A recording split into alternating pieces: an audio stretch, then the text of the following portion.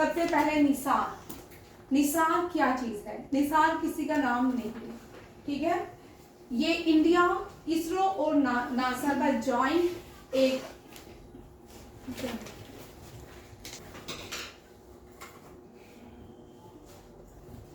निसार। निसार एक इनिशिएटिव है नासा और इसरो का, ठीक है।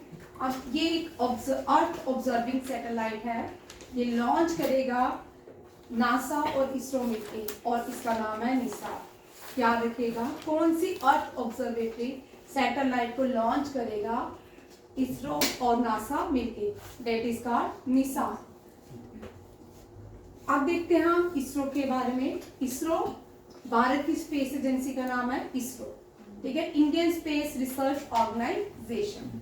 इसरो जब एस्टेब्लिश की गई थी, बनाई गई थी, तब इसका नाम इनकॉस्पर था। INCOSPAR means Indian National Committee for Space research.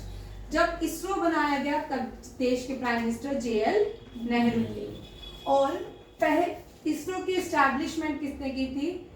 Vikram Sarabhai, ठीक है, फादर ऑफ इसरो कहा जाता है इनको। 1962 में इसरो बनाया गया था।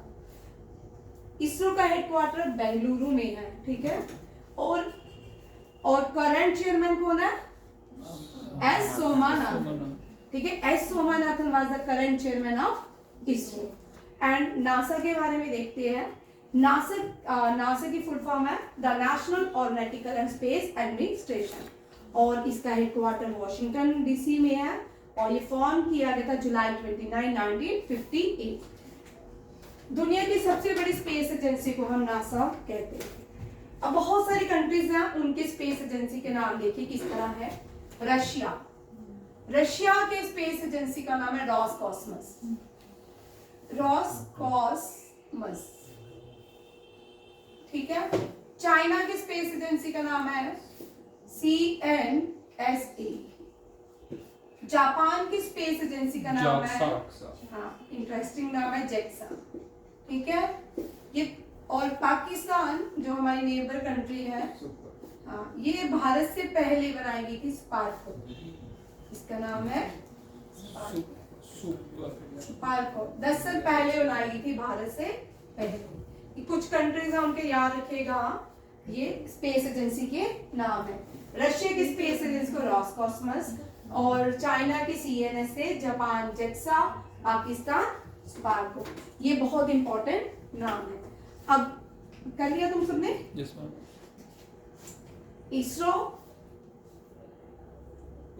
करंट चेयरमैन है S सोमानाथन, फॉर्मर चेयरमैन थे K Sivan, first chairman Vikram Sarabhai, और father of Indian nuclear science किसको बोलते हैं? अब्दुल कलाम। ओ भाई, father of Indian nuclear sciences Jahangir Homi Bhabha. इनका नाम क्या है? जहांगीर होमी बाबा। हम इनको J होमी बाबा के नाम से जानते हैं।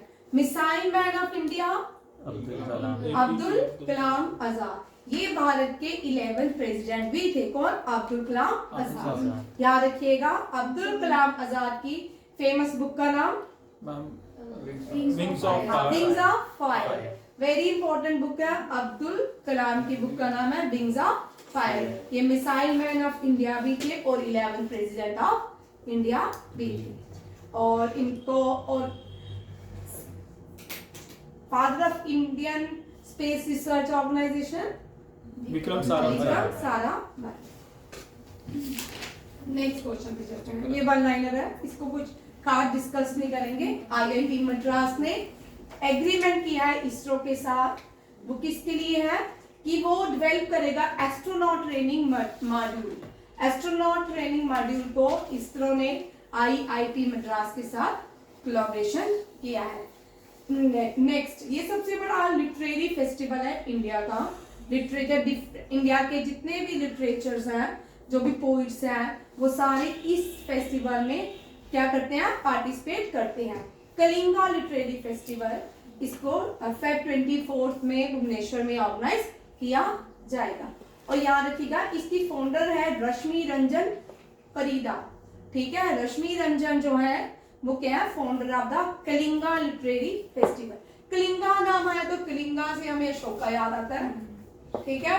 ये टर्निंग पॉइंट था अशोका का, ठीक है। अशोका किसका बेटा था?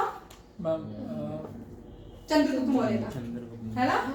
हाँ हाँ समुद्रगुप्त का, है ना। अशोका बिंदुसारा का बेटा था। किसका? बिंदुसारा। बिंदुसारा चंद्रगुप्त मौर्य का बेटा था। चंद्रगुप्त मौर्य ये फर्स्ट रूलर थे भारत के, मौर्यन किंग, ठीक है। चंद्रगुप्त मौर्य, ये चंद्रगुप्त मौर्य है, ठीक है। विक्रमादित्य वाला चंद्रगुप्त नहीं है ये, ठीक है। चंद्रगुप्त मौर्य। इनके प्रोमिनेंट मिनिस्टर थे चाणक्य। कौन थे? चाणक्य, जिसने क्या लिखी थी? अर्थशास्त्र। अर्थशास्त्र। और कलिंगा जो है, Kalinga is the oldest name of Orissa, ठीक है। Kalinga is the oldest name of Odisha, ठीक है। ओडिशा को अब क्या पहले कलिंगा के नाम से जाना जाता था। कलिंगा के नाम, ओडिशा के नाम बहुत चेंज हुए। हमारे नेशनल एंथम में भी इसका नाम आता है। पंजाब, गुजरात, मराठा, पंजाब, गुजरात, सिंध, गुजरात, मराठा नहीं, सिंध, पंजाब, सिंध, गुजरात, मराठा, द्रावण, उत्कल, वंगा। द्रावण, उत्कल, वंगा। उत्कल इसका, उत्कल बोलते हैं हम ओडिशा, ठीक है। ओडिशा का नाम है उत्कल। और इससे देखिए बहुत सारे, और भुवनेश्वर इसका नाम temple city of India. Temple city of India is Bhubaneswar, ठीक है। इंडिया में 501 टेम्पल सिटीज है, बट जिसमें सबसे ज्यादा टेम्पल्स पाए जाते हैं वो कौन सी है? भुवनेश्वर। याद रखिएगा, टेम्पल सिटी ऑफ इंडिया इसका भुवनेश्वर। और यहाँ पे कौन से भगवान है? जगन्नाथ राम जी, जगन्नाथ, ठीक है। वेरी इंपॉर्टेंट ये जगन्नाथ का, जगन्नाथपुरी, ये कहाँ पे है? पूरी ओडिशा में। पूरी। कोणार्क सन टेम्पल, ये भी ओडिशा में। Konark sun temple, it is in Odisha. ये बहुत इंपॉर्टेंट क्वेश्चन है बच्चा। जीडी हो गया, एसएससी हो गया, सीएचएसएम में, कभी सीएचएसएम में छोटा सा क्वेश्चन नहीं आता, बट आ सकता है। और उड़ीसा का एक डांस है जिसको क्लासिकल डांस कहते हैं भारत का, जिसको नित्य शास्त्रा, जो सोर्स है डांस इसके नित्य शास्त्रा, उसमें भी मेंशन किया गया है, that is a Odissi dance. नित्य शास्त्र किसने लिखी थी? भारता ने। किसने? भारता। ये सारे पॉइंट्स बच्चा बहुत, आपका नाम क्या बच्चा? साजन। ये बहुत इंपॉर्टेंट पॉइंट है, ठीक है। ये जीके है, ये जब आप घर जाओगे इनको नोट करना आराम से, ठीक है। ये सारे पॉइंट्स हम बार बार रिपीट करते हैं क्लास में और याद हो जाते हैं, ठीक है। और याद किया कलिंगा। कलिंगा जो है ये उड़ीसा का पुराना नाम था, और उसके बाद उत्कल बोलते हैं। अब रिसेंटली एक और करंट अफेयर आया भुवनेश्वर से।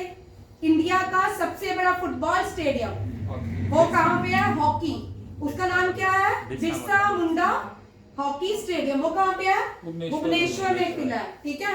कलिंगा स्टेडियम वो भी भुवनेश्वर में है, वहां भी क्या खेलते हैं? हॉकी। क्या क्रिकेट नहीं खेलते। कलिंगा और बिरसा मुंडा दोनों ही स्टेडियम जो है फुटबॉल के लिए है, और बड़े इंपॉर्टेंट क्वेश्चन है। और ये इस साल का आपका जितना भी कॉम्पिटिटिव एग्जाम रहेगा उसमें ये क्वेश्चन आपको पूछा जाएगा।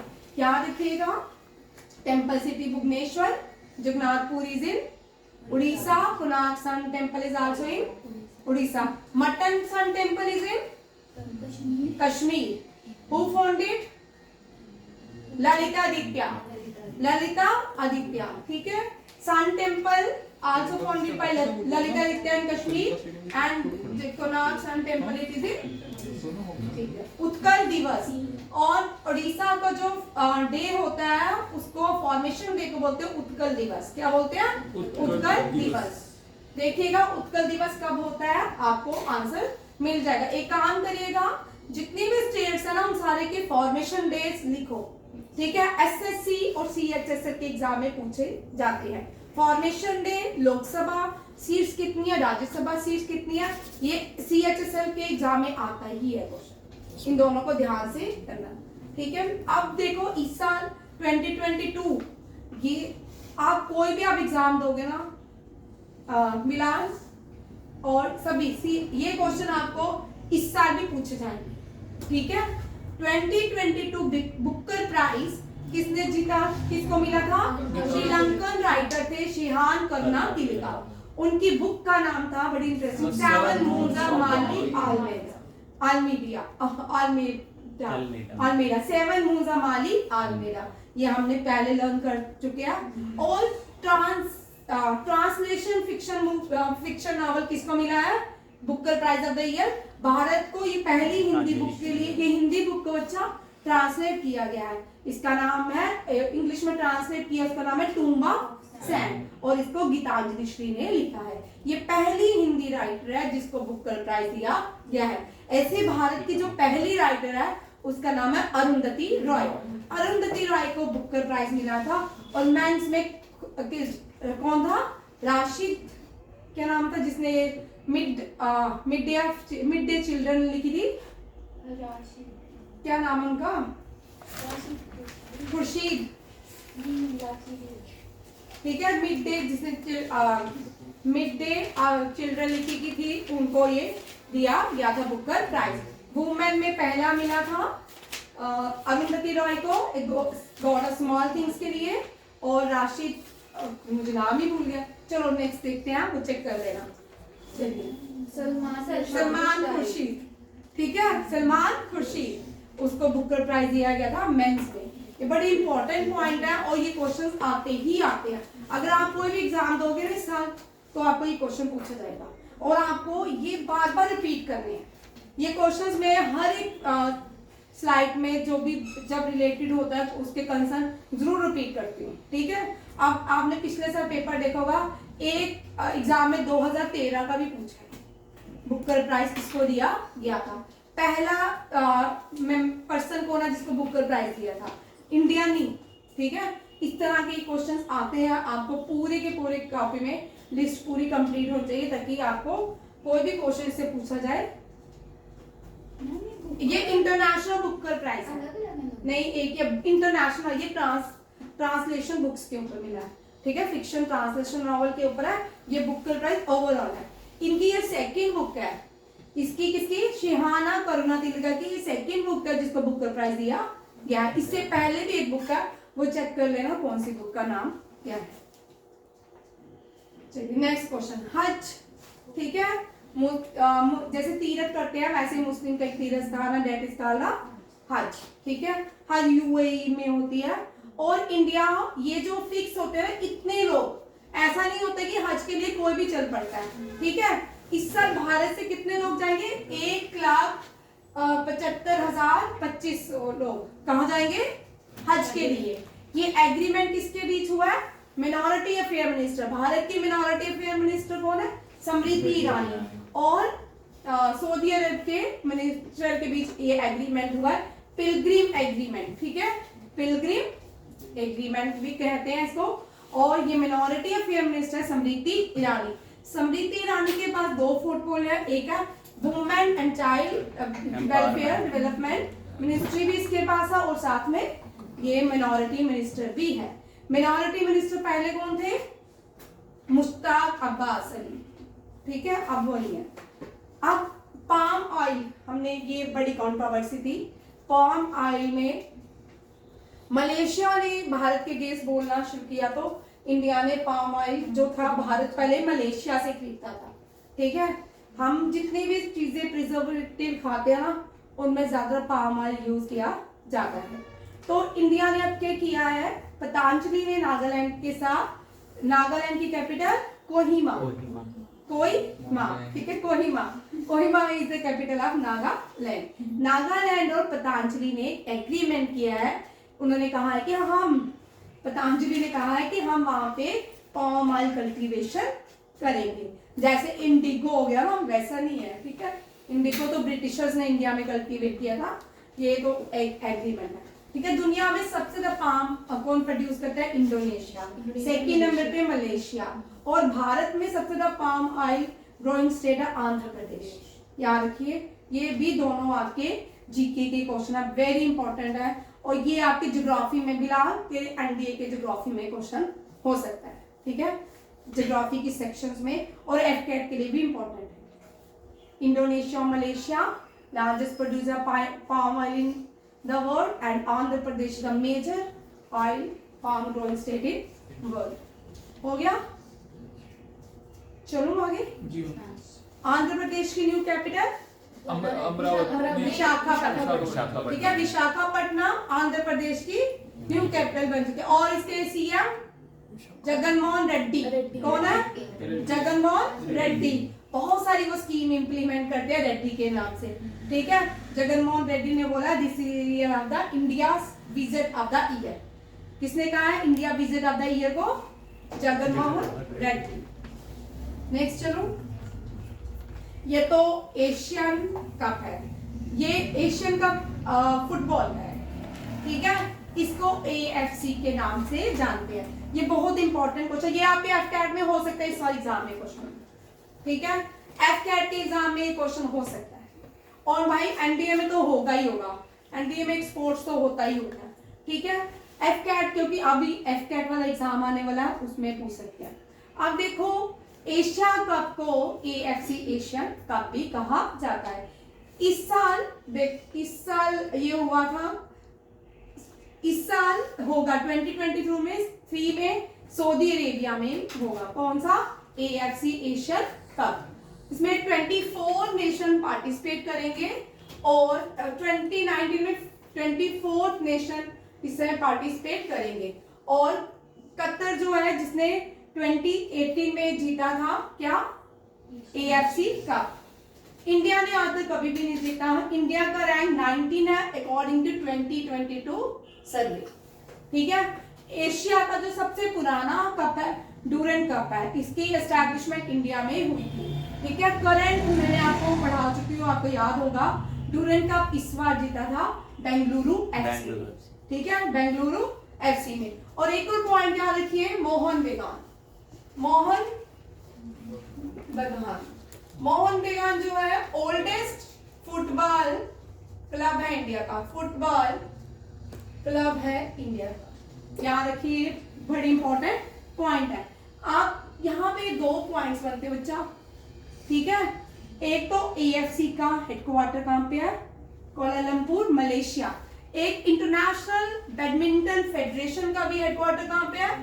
इंटरनेशनल फेडरेशन बैडमिंटन, इसका भी हेडक्वार्टर कहाँ पे है? Malaysia, Kuala Lumpur. और इसके प्रेसिडेंट हैं, आपको ये सारे पॉइंट्स याद करने हैं, ठीक है। इनमें से कोई भी पॉइंट स्किप नहीं करें ताकि आपके पेपर में आप आराम से अटेंड कर पाए। यह है सलमान बिन इब्राहिम अल खलीफा। और देखिए मेंबरशिप 47 मेंबर है AFC की, ये बड़े इंपॉर्टेंट है। AFC 2019 UAE में हुआ, कहाँ हुआ? UAE में हुआ। और किसने जीता? कतर ने। किसने? कतर ने। और फीफा वर्ल्ड कप 2022 कहाँ पे हुआ था? कतर में। कतर की कैपिटल दोहा, ठीक है। एशियन कप 2019 कतर ने जापान को हराया था और 2015 ऑस्ट्रेलिया ने जीता था, ठीक है। 3 है। और आप इससे पहले 11 का 7 का ये खुद लिखोगे, पूरा टेबल बनाओगे भाई, ठीक है। डोरेंट कप सबसे पहला कहाँ हुआ? भारत में हुआ था, ठीक है। ये भी सारे इंपॉर्टेंट फैक्ट्स हैं। ये एशिया कप की इमेज है। एशिया का नहीं होता क्या? एशिया का होता है? हाँ, एशिया का होता है। टीम ऐड हुई होगी ना बेटा, मेंबर कंट्रीज है ना, ठीक है। पर ये कप जो है एशिया का, एशिया मेंबर्स बनते जाते हैं, ठीक है, ये इंपॉर्टेंट है। सऊदी अरब 2027 में होस्ट करेगा। फिर क्या है 2020 इस साल किसने जीता? 2023 में कहाँ होगा? कतर में नहीं, कतर ने जीता है 2019 होना होगा नहीं भाई। 18 एडिशन, ये 18 एडिशन था। 24 नेशनल टीम थी। चलो चेक कर लेते हैं, ठीक है, इसको चेक करो, ठीक। और ये इंपॉर्टेंट क्वेश्चन है, कि 2027 ये कहाँ पे होगा? Saudi Arabia. सऊदी अरेबिया में हम देख रहे हैं कि बड़े सारे गेम्स क्रिकेट के अलावा और बड़ी सारी गेम क्या हो रही है, इंट्रोड्यूस खेली जा रही है। लोग और गेम्स में भी इंटरेस्ट लेना शुरू कर दिए हैं। ठीक है, फुटबॉल देखा, अगर फीफा हमने देखा कतर में, तो वो भी लोगों ने बड़े शोर से दिया था। अभी मैसी ने कौन सा क्लब ज्वाइन किया है? वो रोनाल्डो है। रोनाल्डो ने किया है। रोनाल्डो ने कौन सा किया है? मेसी का पुराना है। कोई ये ट्रिक कर, ये मैंने इससे पहले आपको तो दूसरा ट्रिक करवाया है और ये ट्रिक पहले का बना हुआ। ठीक है, G4 G20 के देख लो, Germany, Brazil, India and Japan, ये G4 नेशंस हैं। ऑस्ट्रेलिया, ये ऑस्ट्रेलिया, यूके, यूएसए के बीच 2020 और 21 में एक एग्रीमेंट हुआ था जिसको बोलते हैं AUKUS, अक्वास। ठीक है, और ये कंट्रीज हैं फुटबॉल लवर कंट्रीज हैं, इनका नेशनल गेम भी फुटबॉल है। ये इस्लामिक स्टेट कंट्रीज हैं, तुर्की, इंडोनेशिया और डार्क कॉन्टिनेंट साउथ अफ्रीका जो है एक मेंबर है G20 की।